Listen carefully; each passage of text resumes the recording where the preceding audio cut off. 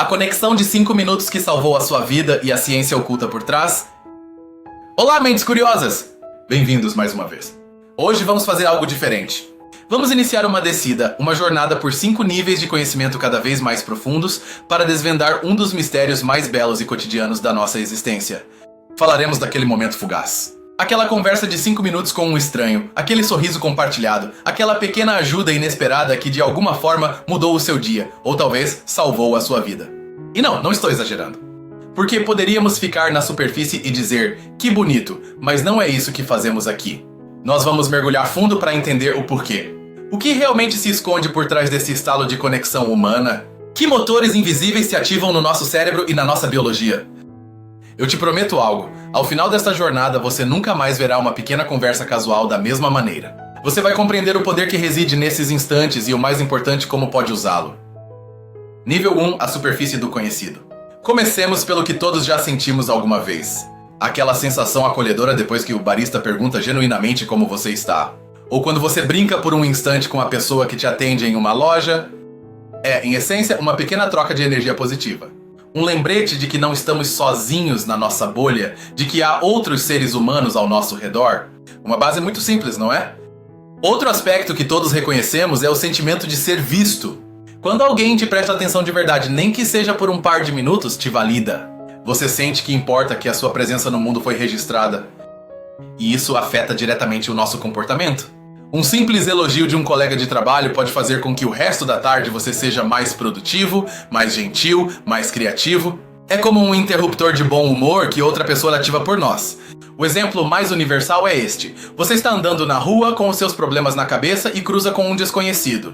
Os olhares se encontram e, em vez de desviar, ele te oferece um pequeno e honesto sorriso. E você, quase sem pensar, o devolve. Naquele segundo, o peso do mundo se alivia um pouco. E um terceiro fato básico é que esses momentos são incrivelmente memoráveis.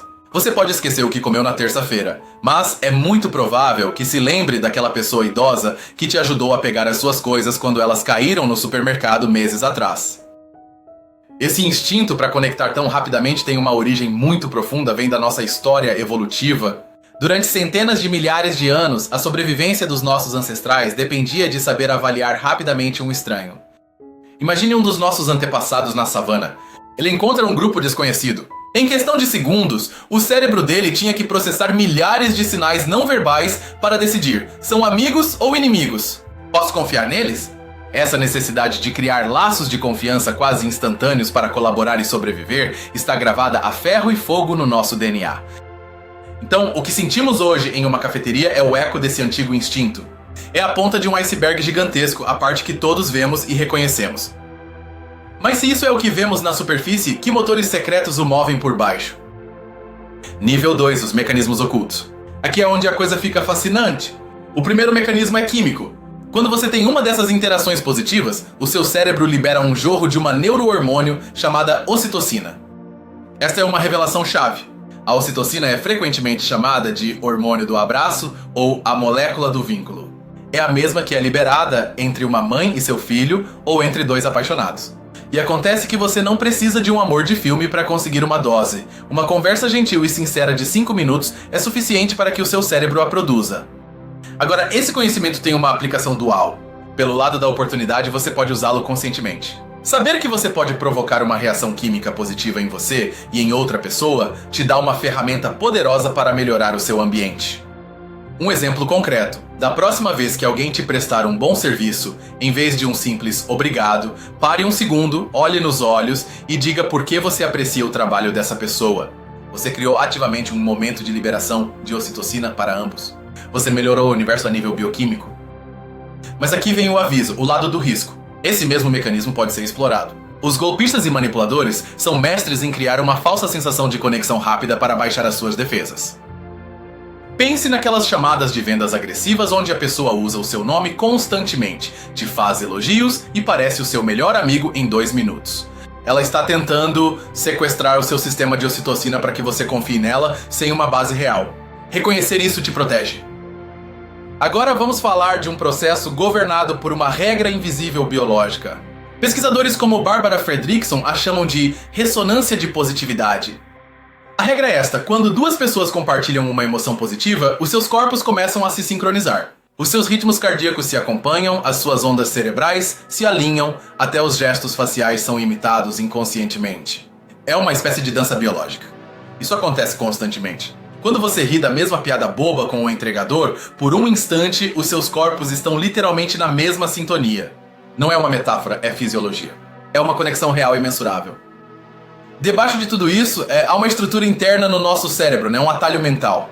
E às vezes esse atalho nos prega peças. Vamos falar de um viés cognitivo. Chama-se o efeito halo. Ocorre quando a nossa primeira impressão positiva sobre uma pessoa em uma área, como a sua gentileza em uma conversa de 5 minutos, nos faz assumir que ela é inteligente, competente e honesta em todas as outras áreas. Pense no efeito halo como um erro de fábrica do nosso cérebro. É um sistema para economizar energia. Em vez de analisar a pessoa do zero, o cérebro diz: me passou uma boa vibração, então vou colocar uma etiqueta de bom em geral. É eficiente, mas frequentemente é incorreto. Para neutralizá-lo, você pode usar uma estratégia mental simples, a dissociação. Consiste em separar ativamente o sentimento da avaliação. Quando você perceber que gostou muito de alguém que acabou de conhecer, faça uma pausa e pergunte-se: ok, me gerou uma sensação muito positiva. Agora, deixando isso de lado, o que eu sei objetivamente sobre a proposta, a ideia ou o pedido dessa pessoa? É separar o quem do que. Existe um costume muito antigo, quase universal nas culturas humanas, que moldou como criamos confiança hoje: o ato de compartilhar comida ou sal. Oferecer pão a um estranho não era apenas alimentá-lo, era um símbolo potentíssimo. A moral para o presente é que, embora já não ofereçamos sal aos estranhos, o princípio continua vivo. Um café compartilhado, um pequeno doce que você oferece a um colega, são os ecos modernos desse ritual. São gestos que, em um nível profundo e inconsciente, continuam gritando: você pode confiar em mim?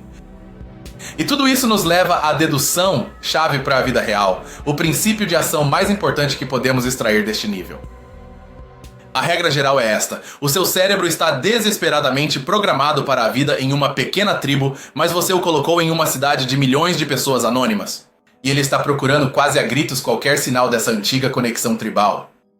Sabendo disso, o que você deve lembrar e fazer no seu dia a dia é simples: seja a pessoa que oferece esse sinal.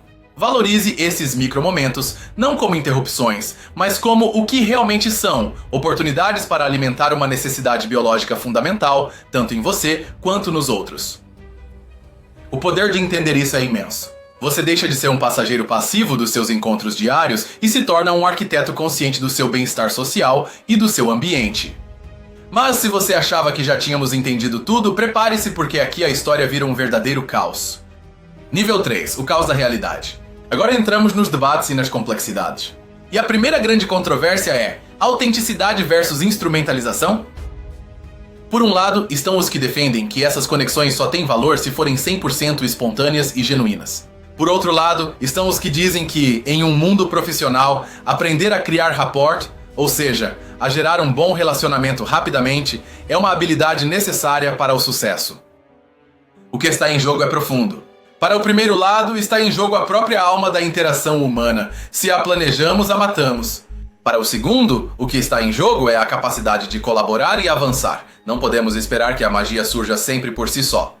Agora vamos desafiar uma crença popular muito enraizada: o mito do lobo solitário. Aquela figura do gênio ou do herói que triunfa sozinho sem precisar de ninguém. Esse mito está em todo lugar, nos filmes, nas biografias, e é profundamente falso. Pesquisas em todos os campos, da ciência à arte, demonstram que os grandes avanços quase sempre surgem da colaboração e dessas pequenas conexões que levam a grandes ideias. Mas nós adoramos acreditar nele, por quê? Porque a ideia do lobo solitário nos dá uma fantasia de controle e de invulnerabilidade. Se você não precisa de ninguém, ninguém pode te ferir ou decepcionar. É um escudo psicológico contra a desordem das relações humanas. E isso nos leva a um dos grandes paradoxos do nosso tempo.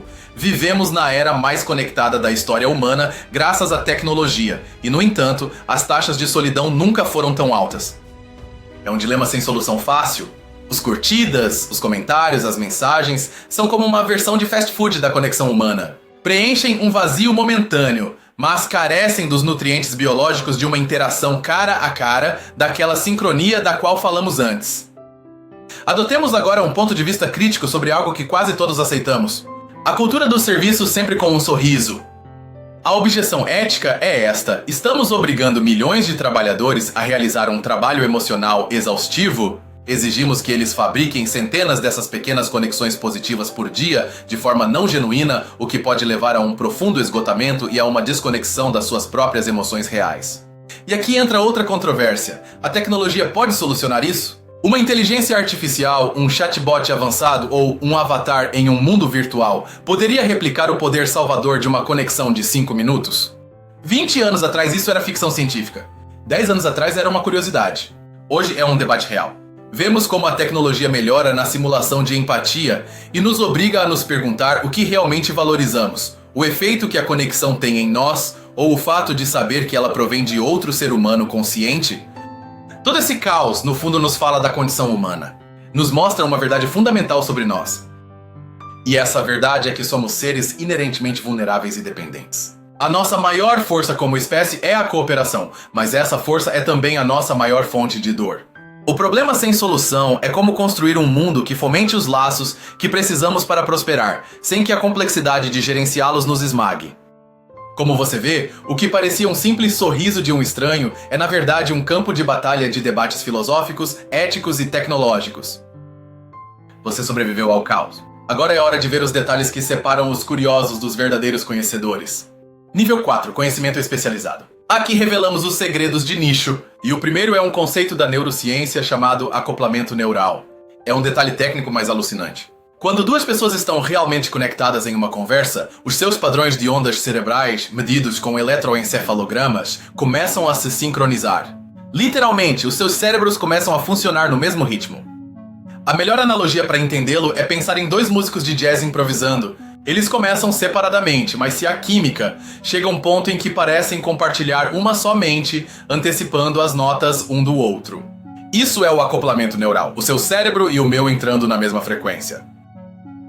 Isso nos leva a uma figura-chave, mas frequentemente esquecida neste campo: o sociólogo Mark Granovetter. Ele não é exatamente um desconhecido, mas a sua ideia principal é um tesouro pouco valorizado pelo grande público.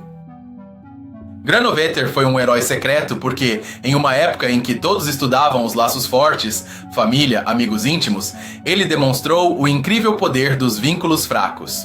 Ele descobriu que essas conexões fugazes com conhecidos e estranhos são, paradoxalmente, a nossa principal fonte de novas informações, de oportunidades de trabalho, de novas ideias. Agora, uma teoria alternativa e um pouco rebelde que explica isso de outro ângulo: a teoria da termorregulação social. Essa teoria propõe que as interações sociais funcionam como um termostato para o nosso sistema nervoso. Elas nos ajudam a regular a nossa temperatura emocional. Uma pequena conversa positiva é como se aproximar de uma fogueira em um dia frio. Literalmente nos aquece a nível fisiológico e acalma o nosso sistema nervoso. E aqui vem um detalhe da pesquisa científica que se choca de frente com a nossa experiência diária. Diversos estudos têm demonstrado que sistematicamente subestimamos o quanto os estranhos gostarão de conversar conosco. Isso se choca com a nossa intuição porque o nosso cérebro está programado para temer a rejeição social. Esse medo de incomodar ou de passar vergonha é tão forte que nos impede de iniciar conversas que, segundo os dados, ambas as partes provavelmente desfrutariam muito. Vivemos com um medo que a realidade não justifica. E agora, o último detalhe de nicho que conecta tudo: o momento eureka. Prepare-se. O medo da rejeição nos impede de buscar essas conexões de 5 minutos. Ao evitá-las, perdemos a oportunidade de experimentar o acoplamento neural e a sincronia biológica. E ao não ter essa sincronia, não obtemos a liberação de ocitocina que o nosso cérebro tribal precisa desesperadamente, o que aumenta a nossa sensação de solidão em um mundo já por si só paradoxalmente desconectado. Você vê? Tudo está conectado. Chegar a esse nível de detalhe nos dá uma visão muito mais autêntica e poderosa do fenômeno. Já não é apenas ser gentil, é entender a dança neuroquímica, social e evolutiva que estamos dirigindo. A partir daqui, entramos em terreno desconhecido. Você se atreve a olhar para a última fronteira? Nível 5, a fronteira final. Especulação e assombro. A primeira ideia futurista. O que acontecerá quando a tecnologia puder induzir a sensação de conexão diretamente no nosso cérebro? Em 100 anos, poderíamos ter dispositivos que estimulem os circuitos da ocitocina ou que simulem o acoplamento neural sem a necessidade de outra pessoa. A pergunta é: isso seria uma solução para a solidão ou a desvalorização definitiva da conexão humana autêntica? e aqui é onde a ciência se choca contra os seus limites, a ciência pode nos explicar o como a conexão funciona, os hormônios, os neurônios, as ondas, mas não pode responder ao porquê. Por que se sente significativo? Porque um momento de conexão pode nos dar um senso de propósito? Quando a ciência esgota as suas respostas, a filosofia assume o controle e nos permite fazer perguntas muito mais vertiginosas. Aqui vai uma implicação filosófica que vai explodir a sua cabeça. Talvez, só talvez, a consciência não seja algo que reside unicamente dentro do seu crânio. Talvez a consciência seja um fenômeno relacional, algo que emerge entre as pessoas quando elas se conectam. Nesse sentido, aquele encontro de 5 minutos não foi apenas um encontro de duas mentes, foi a criação momentânea de uma mente compartilhada. Se levarmos isso para o futuro da humanidade, as implicações são enormes. Os nossos maiores problemas, a polarização política, as crises ambientais, as guerras, são, na sua raiz, crises de desconexão. Dominar a arte da conexão em escala global, a capacidade de ver o outro não como uma categoria, mas como um ser humano com quem podemos nos sincronizar, poderia ser a única habilidade-chave que assegure a nossa sobrevivência como espécie. E aqui te deixo a ideia final, a afirmação mais provocadora desta jornada. Talvez aquela conexão de 5 minutos não tenha apenas salvado o seu dia. Talvez, naquele instante, 2 seres humanos criaram um pequeno e milagroso bolso de ordem, significado e empatia em um universo que tende naturalmente para o caos e o isolamento. Talvez por 5 minutos você ajudou a salvar o universo de si mesmo. A nossa descida terminou. Chegamos ao fundo. Agora, por um momento, simplesmente contemple o panorama completo. De um simples sorriso ao propósito do cosmos. Lembre-se que no início desta jornada, falamos de algo tão simples e familiar quanto a sensação acolhedora que uma conversa com um barista te deixa. Parecia algo pequeno, quase trivial. Um detalhe agradável na tela de um dia agitado. Agora coloque essa ideia inicial em contraste direto com a última que exploramos. A ideia de que naquele mesmo instante, o seu cérebro e o do outro se sincronizaram, os seus corpos dançaram no mesmo ritmo biológico e juntos criaram uma ilha de significado em um oceano de caos cósmico. Passamos de uma cortesia social para um ato de criação de realidade. Essa, e não outra, é a transformação do conhecimento que acabamos de viver juntos. Você viu os motores ocultos por trás da magia cotidiana? Que ideia de toda esta jornada te impactou mais? Que pensamento ficou ressoando na sua mente? Quero te agradecer de verdade por dedicar o seu tempo e a sua atenção para explorar essas ideias comigo. Eu adoraria ler as suas reflexões nos comentários. Compartilhe aquela conexão de 5 minutos que você se lembra, ou simplesmente a ideia que mais te surpreendeu. Se este tipo de jornadas profundas é o que você procura, inscreva-se para não perder a próxima descida. E se você acha que a cabeça de alguém mais poderia explodir com isso, compartilhe o vídeo. Como sempre, continue curioso, continue questionando e, agora mais do que nunca, continue conectando. Com quem você vai escolher sincronizar o seu universo hoje?